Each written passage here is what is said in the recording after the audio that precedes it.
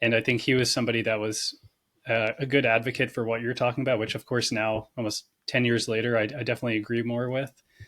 And I guess just to delineate, so physical activity is just moving the body at all. And exercise training is structured, intentional movement with the idea to benefit some system in your body, whether it's the musculoskeletal system or cardiovascular system or some combination. So I guess just those definitions help kind of structure the thinking. But yeah, I'd agree. And the ACSM does have some information out there, which is if you can't aerobic train or can't resistance train, walking for 5 minutes a few times a day is still hugely beneficial. And that is true.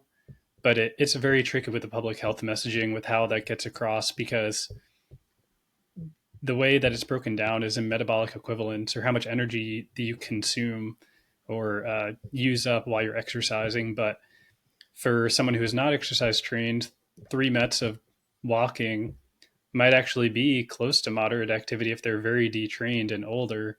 But 3 minutes for, someone who was born with a VO2 max of 70 and they don't have to do too much training to get it much better, that's not really fair because to them, they could probably fall asleep, cycling for at 3 minutes.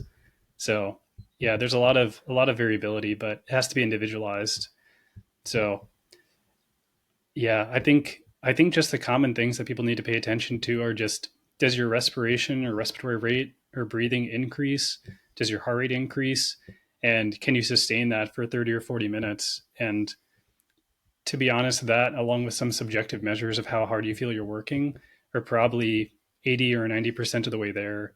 I mean, obviously, there's definitely a role for specialists and supervised training and other things that are great if you have the access to them and it fits with what you can do. But there isn't too much of a secret past that as far as getting 80% of the benefit.